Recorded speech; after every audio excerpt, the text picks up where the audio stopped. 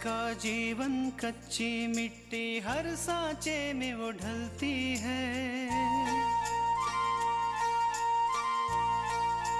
हो उसका जीवन कच्ची मिट्टी हर सांचे में वो ढलती है। देती है जग को जियारा खुद बाती बन जलती है। अपनों के नाम वो कर जाती है।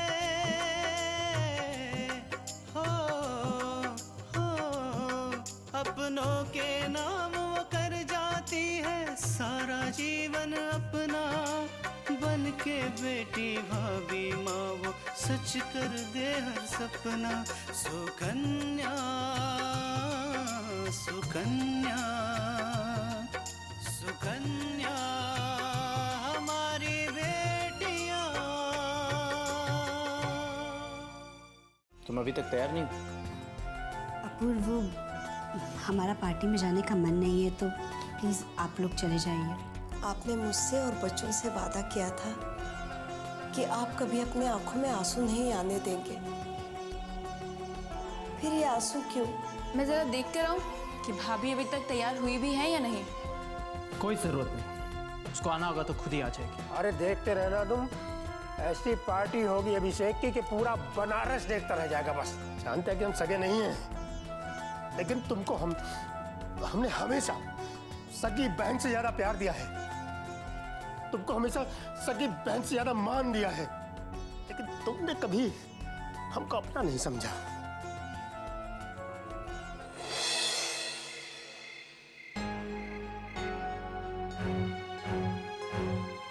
हम जानते हैं कि तू सब समझती है, लेकिन फिर भी हमारे जाने के बाद तुझ पर कितनी सारी जिम्मेदारियां आ जाएंगी।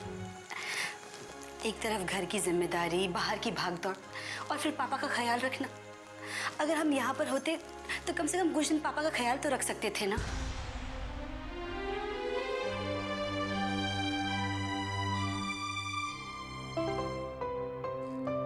हम जानते हैं कि यहाँ पर सब लोग हैं आपका ख्याल रखने के लिए, लेकिन फिर भी आपको हिम्मत बिल्कुल नहीं हारनी है।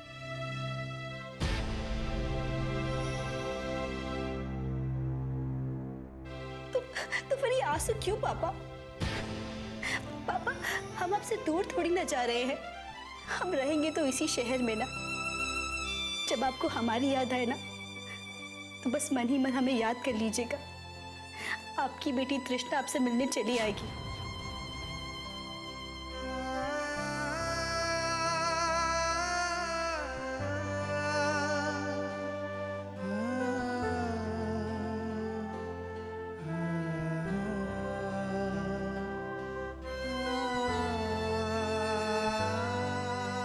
आकांक्षा,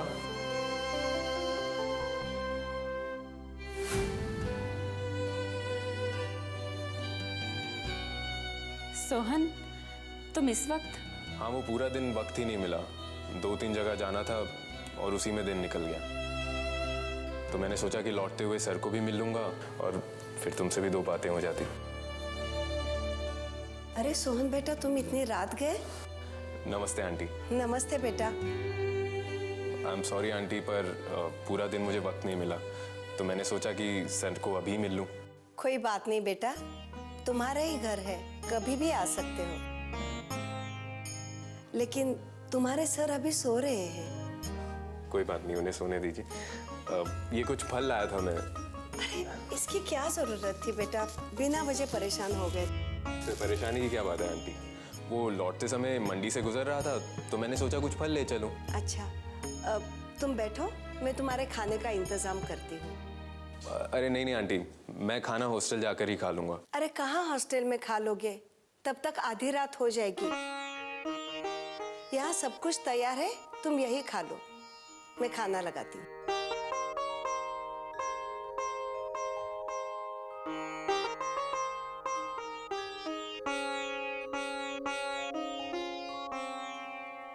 वैसे आज कुछ खास काम था जो सारा दिन बिजी रहे? बस 2-3 जगह इंटरव्यू देने जाना था और न्यूज़पेपर में भी एक वैकेंसी थी, तो मैंने सोचा कि वहाँ जाकर भी इंटरव्यू दे दूँ और इसी में पूरा दिन निकल गया। लेकिन सोहन, तुम्हें तो मास कॉम करना है ना? और तुम इसके लिए दिल्ली भी जाने वाले थे। फिर अचानक तुम ये नौकरी क्यों ढूंढने लगे? आकांक्षा, हमेशा ऐसा नहीं होता कि जो हम सोचें हम वही करें। समय बदलने के साथ साथ हमें अपने निर्णय भी बदलने पड़ते हैं। मैं कुछ समझी नहीं। देखो आकांक्षा, मेरे दिल्ली जाने की बात तब की है जब यहाँ पर सब कुछ ठीक था, कोई प्रॉब्लम नहीं थी। लेकिन आज ऐसा नहीं है। आज ज़रूरतें बदल गई हैं और इसीलिए मैंने भी अपना मास कॉम करने का इरादा बदल दिया है और एक दूसरा रास्ता चुना है। ये सब बातें छोड़ो, तुम मुझे ये बताओ कि सर की तबीयत अब कैसी है? वैसे ही है, कुछ खास इम्प्रूवमेंट नहीं है। आकांक्षा, तुम फिक्र मत करो, सर जल्द से जल्द ठीक हो जाएंगे। बस हमें अपना धैर्य बनाकर रखना होगा। अरे एक बात तो मैं तुम्हें बताना ही भूल गया, आज मलिका थापर के यहाँ पार्टी है।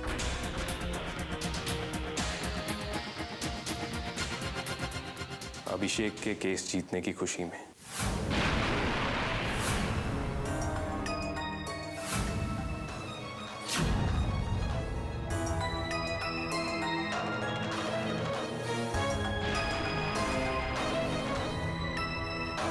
अगर मेरे पापा का एक्सीडेंट नहीं हुआ होता ना, तो आज इस घर में रोशनी होती और उस घर में अंधेरा। लेकिन सोहन, आज चाहे वो लोग अपनी झूठ की जितनी भी खुशी मना लें, लेकिन एक ना एक दिन उन्हें पछताना ही पड़ेगा। तुम देखना, उनको मेरे पापा के सच के आगे झुकना ही पड़ेगा, हर हाल में झुकना पड़ेगा।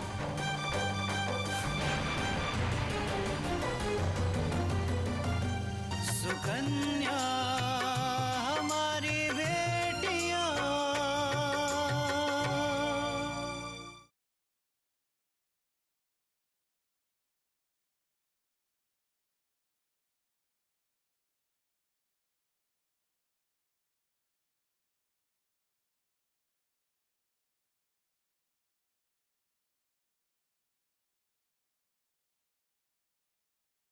सुकन्या हमारी बेटियां।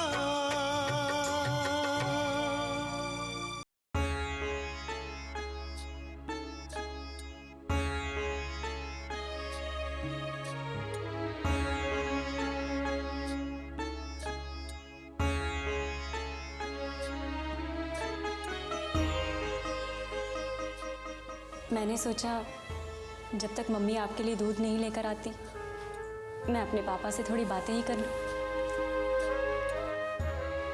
पापा,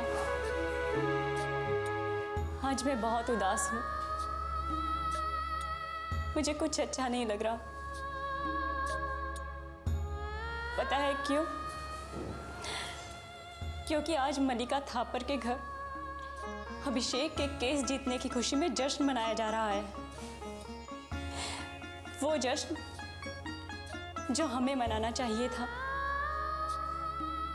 हमारे सच के जीतने की खुशी में, शास्त्री जी को न्याय दिलाने की खुशी में। लेकिन ऐसा कुछ नहीं हुआ पापा, क्योंकि जब तक आप ये सच दुनिया के सामने लाते, उससे पहले आपका एक्सीडेंट हो गया। पापा, पता नहीं मुझे ऐसा क्यों लगता है कि आपका एक्सीडेंट हुआ नहीं था, बल्कि जानबूझ के करवाया गया था। ये हमारे दुश्मनों की कोई चाल थी। पापा, ये क्या पापा? आपकी आंखों में आंसू?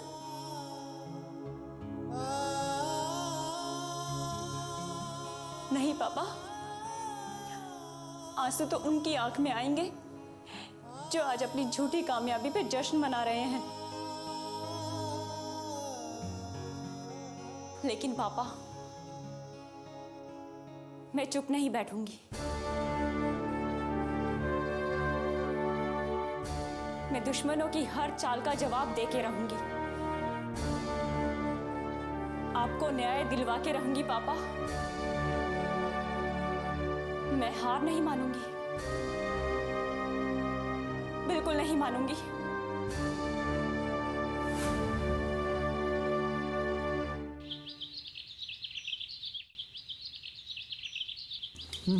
अच्छा माँ, मैं चलता हूँ, अभी ऑफिस के लिए लेट हो जाऊँगा।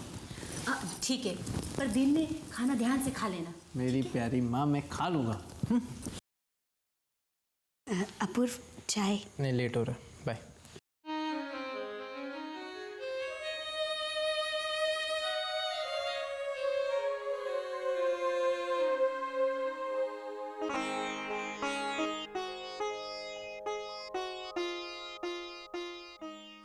अरे दुल्हन, जी माँ जी। तुम कहाँ जा रही हो? अरे हमें किसी चीज की जरूरत पड़ेगी तो हम क्या तुम्हें बार बार आवाज लगाएंगे? यही खड़ी रहो। नहीं माँ जी, हम यही रहते हैं। सच में ना, कल मलिका जी के यहाँ की पार्टी इतनी शानदार थी कि मैंने तो आज तक अपनी जिंदगी में ऐसी पार्टी नहीं देखी थी। वाह, क्या क्या नहीं था। और मलिका जी की तो बात ही निराली थी। उनको तो जरा सी भी घमंड नहीं था। कितने प्यार से, कितने अपने आप से सबसे मिल रही थी ना पूजा। अच्छा, इतनी थोड़ी सी देर में ही तुम्हें उनका प्यार, अपनापन सब दिखाई देने लगा? अरे भाई, बड़ी पारखी नजरें हैं तुम्हारी, हैं? वो तो है, इसीलिए तो अपूर्वा की शादी से पहले ही मैं सब कुछ भाप गई थी। पर मेरी कोई सुने तब ना। पूजा, तुझे कैसी लगी पार्टी? माँ, बहुत ही अच्छी पार्टी थी। सच कहूँ, मैं तो अब तक पार्टी के सपने में हूँ माँ। मुझे तो यकीन ही नहीं हो रहा है कि कोई इंसान अपने बच्चों के लिए इतनी बड़ी पार्टी अरेंज कर सकता है, इतने पैसे खर्च कर सकता है। अरे खर्च करने वाले तो करते ही हैं पूजा, पर दिल बड़ा होना चाहिए।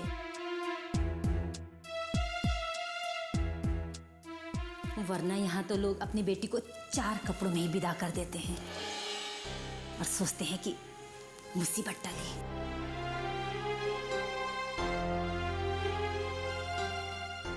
अरे कल्याणी, क्या सवेरे सवेरे तुम रामायण लेके बैठ गई? अरे कल ही तो मल्लिका जी की पार्टी से आई हो, क्या कि अपनी सहेलियों को नहीं बताओगी? अरे तुमसे ये सब बातें सुन के तो वो जलने लगेंगी। अरे हाँ, मैं सरिता को फोन करती हूँ और कल की पार्टी के बारे में बताती हूँ। माँ, मैं भी अपनी फ्रेंड्स को कॉल कर दूँ? उन्हें भी तो पता लगना चाहिए ना कि हमारा उठना बैठना कितने बड़े लोगों के साथ है। हाँ, चल जल्दी से फोन करते हैं।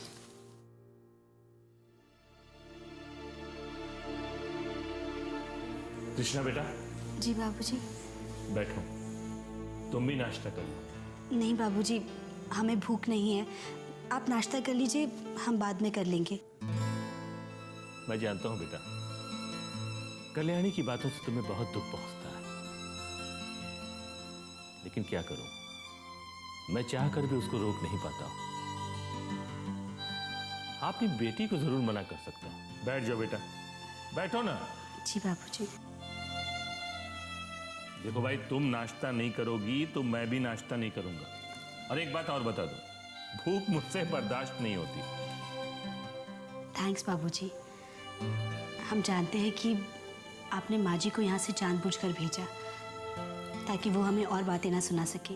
बस बेटा, मैं यही कर सकता हूं। चाहकर भी तुमको उसके व्यंग्य बाणों से नहीं बचा सकता। सच कहें बाबूजी तो हम बहुत खुशनसीब हैं कि हमें अपने ससुराल में आप जैसे बाबूजी मिले।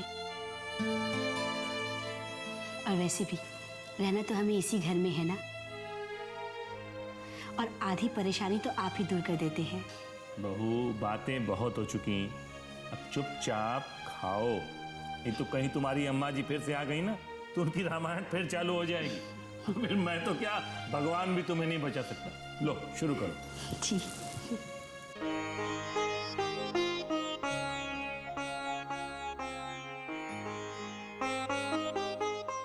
सुकन्या हमारी बेटियां,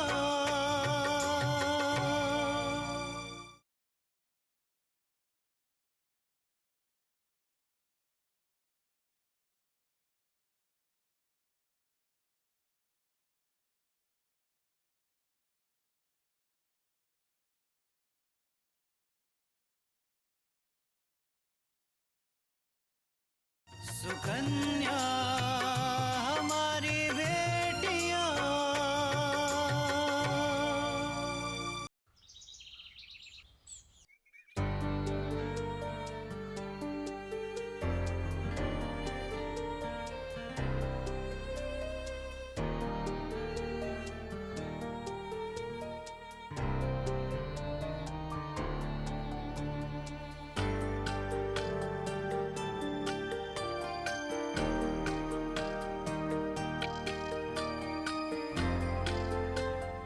उस गाड़ी के नंबर से तो हमने उसके मालिक का पता तो कर लिया है, लेकिन कोई फायदा नहीं है। मतलब? गाड़ी पहले ही चोरी हो चुकी थी और उसके मालिक बलवंत राय ने 15 दिन पहले ही इसकी रिपोर्ट पुलिस स्टेशन में दर्ज करवाई थी। इसका मतलब तो ये हुआ इंस्पेक्टर साहब कि जिस ड्राइवर ने मेरे पापा का एक्सीडेंट किया था, अब उसका पता करना आसान नहीं है। आप परेशान ना हो, मैं तहकीकात जारी रखूंगा। गुनहगार चाहे कितनी भी कोशिश कर ले बचने की, अपने गुनाह के पीछे कोई ना कोई सुराग छोड़ ही जाता है। आज मुझे खुद जाकर पता करना होगा। मुझे पूरा यकीन है कि कोई ना कोई सुराग तो जरूर मिलेगा। अच्छा बेटा, कहीं जा रही हो? क्या माँ को बताना ठीक रहेगा? नहीं नहीं, माँ परेशान हो जाएगी और मुझे वहां जाने से हर हाल में रोकेगी। इस बारे में माँ को कुछ नहीं बता सकती, कुछ भी नहीं। तू कहाँ खोई है? मैं पूछ रही हूँ, तू कहीं जा रही है? वो माँ, मैं पहले लाइब्रेरी जाऊंगी और फिर हॉस्पिटल। मैं ये सोच रही थी कि आते हुए डॉक्टर साहब से भी मिलकर आऊंगी, ताकि ये पता चल जाए कि वो अगली विजिट के लिए कब आ रहे हैं। बेटा, जाते वक्त ये राशन वाले को पर्ची दे देना।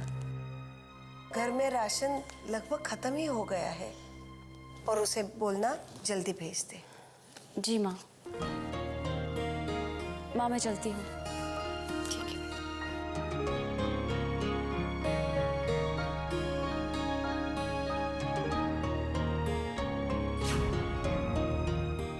सुकन्या हमारी बेटियां,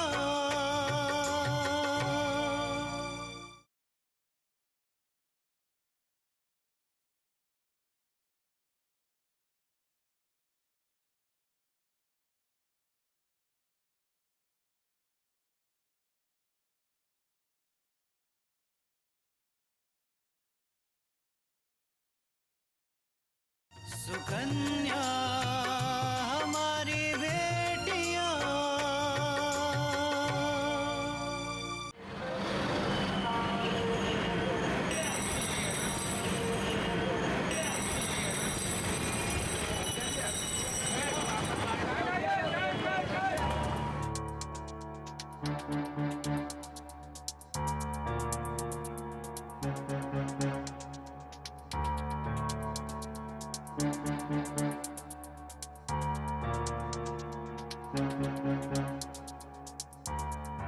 काफी चलता फिरता रास्ता है ये।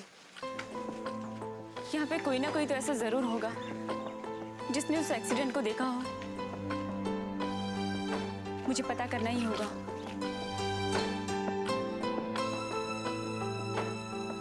भाई साहब, अब आपने उस दिन उस एक्सीडेंट को देखा था जो यहाँ इस जगह पे हुआ था?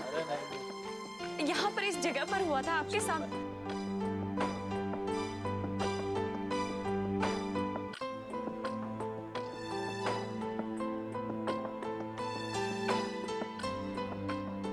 भाई साहब, यहाँ पर कुछ दिन पहले एक एक्सीडेंट हुआ था, क्या आप उसके बारे में मुझे बता सकते हैं? मुझे पता है। देखिए, आप तो यहीं पे रहते हैं ना, प्लीज मुझे कुछ बता दीजिए। मैंने देखा नहीं तो मैं क्या बताऊं, उधर पूछ लीजिए आगे।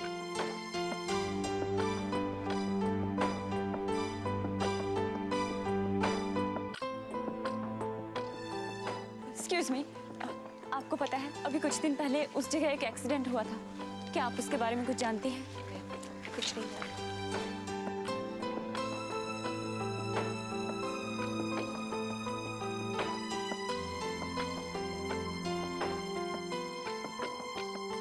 भाई साहब जी मैम।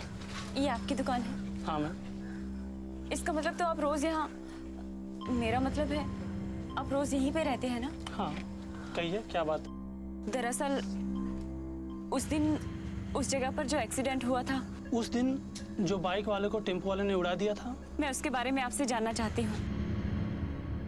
देखिए, उस दिन दुकान पर कोई तो होगा, शायद उसने वो एक्सीडेंट देखा हो। मैम उस दिन मेरे पिताजी दुकान पे थे, जो उनके आंखों से कम दिखाई देता है, इसलिए इसके बारे में मुझे नहीं मालूम।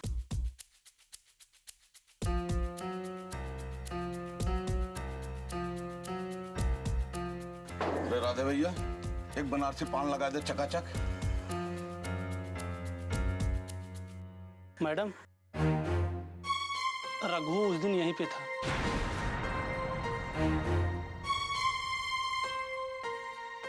मैडम वो एक्सीडेंट के बारे में पूछ रही है। एक्सीडेंट? किस दिन की बात कर रहे हो? जो गाड़ी ने उड़ा दिया था। अच्छा, हाँ वो, लेकिन बात क्या है? ये मैडम पूछ रही है। जी, आप मुझे उस एक्सीडेंट के बारे में बता सकते हैं? हाँ मैडम, उस दिन इसी पान की दुकान पे मैं पान खा रहा था और सामने सड़क के किनारे किनारे एक आदमी बाइक से जा रहा था। अचानक सामने से टेम्पो आया और टेम्पो वाले ने उस बाइक वाले को ठोक दिया। हम लोगों ने सब पकड़ो पकड़ो करके चिल्लाया। फिर टेम्पो वाले ने पीछे मुड़कर देखा और तेजी से करके अपनी गाड़ी लेके भाग गया। इसका मतलब ये है कि तुमने उस ट्रक ड्राइवर का चेहरा देखा था? हाँ मैडम, वो जाते जाते पीछे मुड़कर देखा था, उसको पकड़ने के लिए गया लेकिन वो मुड़कर भाग गया।